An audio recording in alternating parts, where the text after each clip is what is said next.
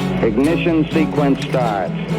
6, 5, 4, 3, 2, 1, 0.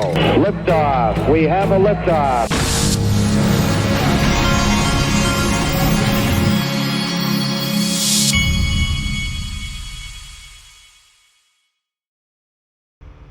Hey everybody, this is the Digital Asset Investor, and my wife, the official wife of the Digital Asset Investor channel, is in the room with me. She doesn't do this often, but she's here. You can say hello if you want. She's on her computer. Hello. All right, so if you hear typing, that's like a scene out of The Shining. If you hear typing, Wendy, that's my wife typing on her computer in the background. So, the first thing I want to show you is, I call him the kid, as you know. Anytime I see the kid, red flags go off for me, because I know when we're trying to be marketed to, and when it's like they find some marketing. It's kind of like these boy bands. It's like the media has gone out and found the perfect marketing guy. He's even wearing the hoodie to symbolize today's youth. And he's going to sell you Bitcoin. He's going to tell you why it's better than gold and silver. This right here, if you ever want to watch a video that tells you to go out and buy gold and silver, this is the video. Someone will put a 201st floor in Miami's tallest building. If silver's going to 1000x, I will walk into my kitchen right now. I will melt all my silverware and I will sell it at market. If gold is going to rally, Elon Musk will find more on Mars. Bitcoin this is a super important point. Bitcoin is the only monetary instrument in the history of our species that is fixed. It doesn't matter how much more demand comes into the asset class. Okay, so let me stop it there. He just lied to you. It's not the only asset in the history of the world that's got a fixed supply. XRP has a fixed supply. So does Bitcoin. Same thing. They both have a fixed supply. That's a downright out-and-out lie.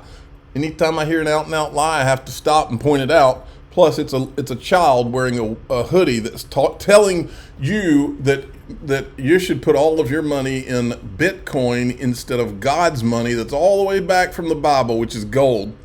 And when I've got a kid trying to sell me something that's been in existence since the Old Testament and before, Houston, we have a problem. And now he's lying to you and telling you that Bitcoin's the only thing ever in the history of the world that has a fixed supply. I am not telling you that Bitcoin is not going to go up in value. I own a Bitcoin. But what I am telling you is that this is a narrative that's being sold, and it's not true.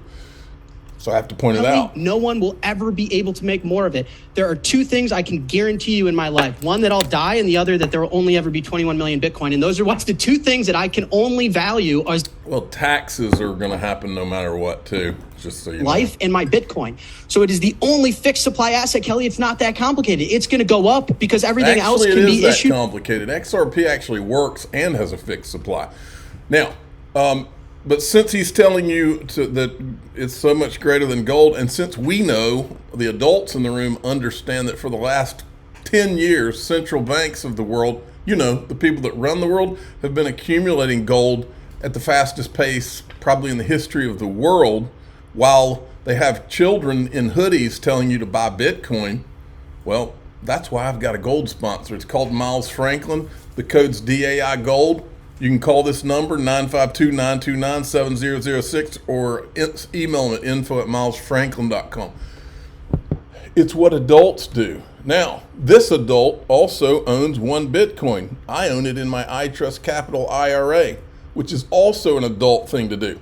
Because I do think Bitcoin's going to go up, and I think it's going to go up not because it's the greatest digital asset, but because I know that the powers that be have their media marketing campaign around it. The problem is, I think that their media marketing campaign is on a temporary basis for that particular asset because it's not the one. That's what I think, my opinion. Now, here's, this is, what's his name? Ron Hammond. He used to be in regulatory at Ripple. Now he's a lobbyist in DC. Listen to what he says here. We knew the FTX drama was going to play out all through 2023. We thought that probably the trial would be actually more the highlight of the year, but Binance was always that kind of last shoe to drop. There was a lot of folks in DC who've been talking for quite some time about the concerns with Binance, the fact that they were offshore, the fact they mimic very much the similar actions of FTX, the potential chance that they're involved in money laundering and sanction evasion. And I think we've kind of seen that all come to a head here in DC with the recent DOJ and other agency enforcement actions on Binance and CZ himself. And it kind of seems, at least here in DC, that a lot of the bad actors that this space was having is starting to clear out. And we're starting to see that in Congress as well. We're seeing a lot of folks saying, okay, we've got rid of all the scammy folks. We've learned our lessons. Let's move forward with legislation, because it looks like the regulation isn't coming anytime soon, especially from the SEC. So there's an impetus for Congress to move. But at the same time, there's a lot of folks saying, well, kind of like similar to FTX, maybe this Binance thing should have us putting a pause on the industry as a whole. But I think especially recently, and especially the potential bull run that's happening right now, that there is that notion that crypto's here to stay. And I think that regulation is needed. Sorry, Ron, you missed one bad actor that's still out there, the largest of the bad actors. And I don't mean Stephen Narioff. Stephen Narioff is pointing to it. He says, new day, same pursuit. I think I almost cut myself just now. I'm sitting here flipping one of these little gadgets that has all these different tools that pop out of it, like pliers, a knife, and all this different stuff. And I think I just missed cutting myself. But anyway, so Stephen Narioff's pointing out here that he's still going to sue. Well, if you look at this, he says, new day, same pursuit of justice. Better believe I'm going into this new year more focused and ready to build than ever. Like Rand said, it's time to push past this Ethereum narrative and see it for what it really is. A creation crafted from deceit. 2024, we are coming for you.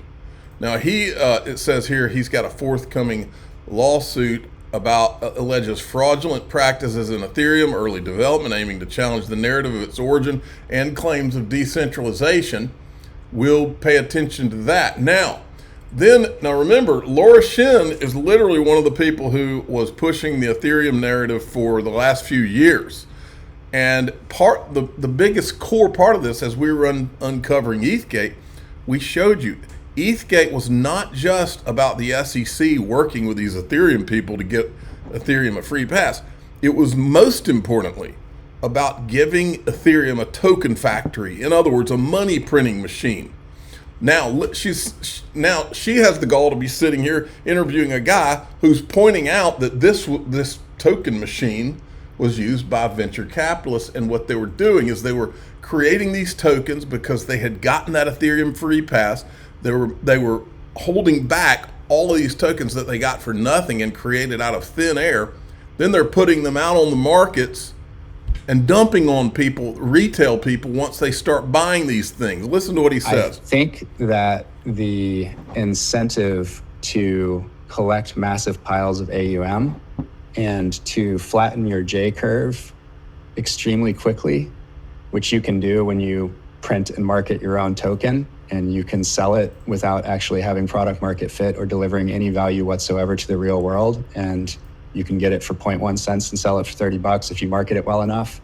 That incentive is just too strong and too well matched to the venture capital fundraising, take a clip on AUM, take your gains. Like, it's just it's like crack. It's like it has receptors in the VC brain that they cannot. And she's sitting there listening like she's some kind of innocent bystander. All the people that were creating these, not all, but a lot of the people that were creating these same tokens he's referencing, she was having them on her show to promote the freaking tokens for the last 5 years. See what they're doing. So some of them are absolutely nefarious and they absolutely know what they're doing and they're just scumbags, and that is 100% true. Okay, now, so look at, this is Joseph Lubin. Okay, I was covering this back in 2021, 2022.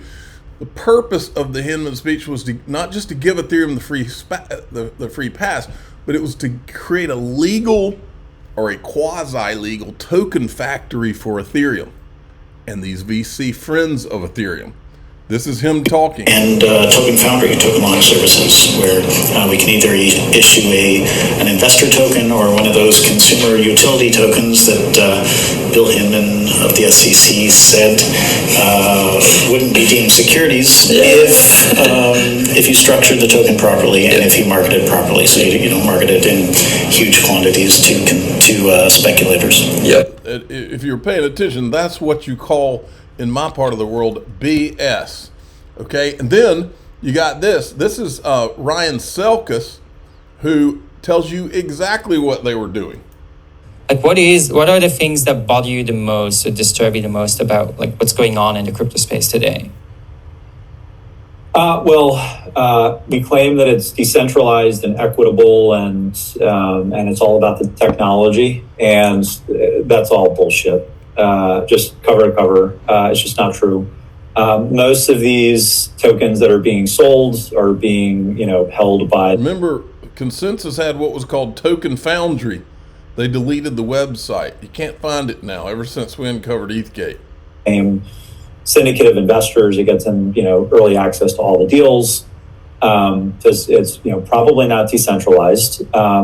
They're getting massive discounts. So, by the time the retail investors actually have an opportunity to purchase these, very often they're buying it, a 10 or 20 or 50x multiple of what the insiders are paying.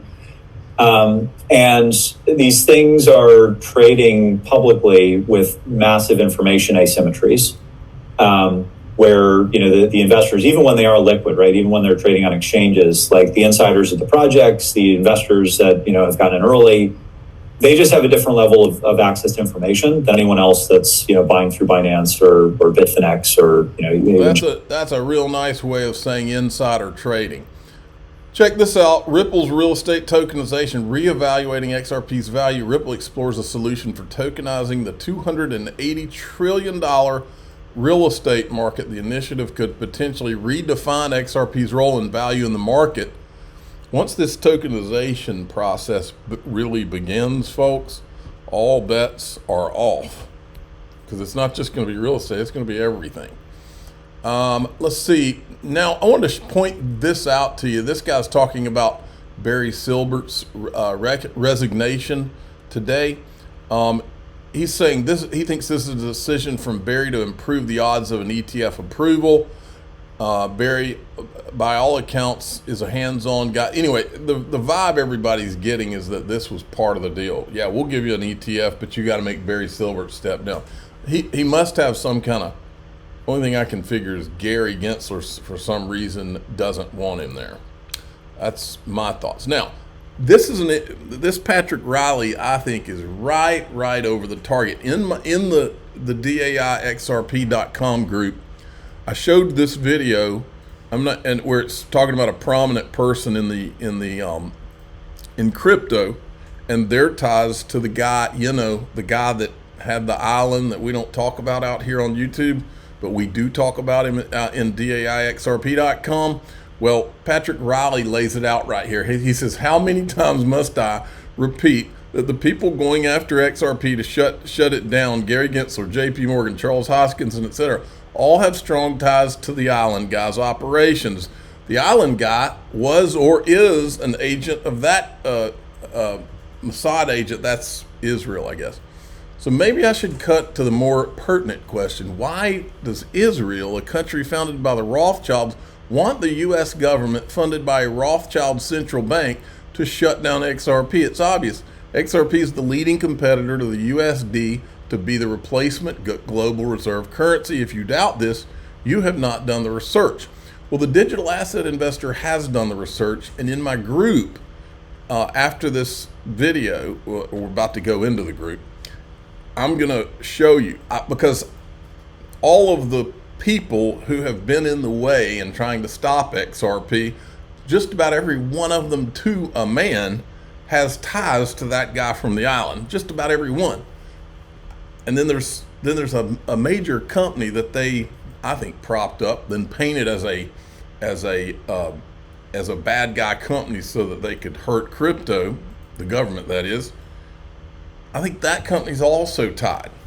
And I'll show you that too, because I think I found the closest ties that there are. I'm the digital asset investor. I'm not an investment advisor. This is for entertainment purposes only. Please subscribe, hit the like button, and tell your friends and family that in the group in DAIXRP.com, I'm going to take you all the way down the trail. But we're not going to call him the island guy in there. We're going to call him by his name.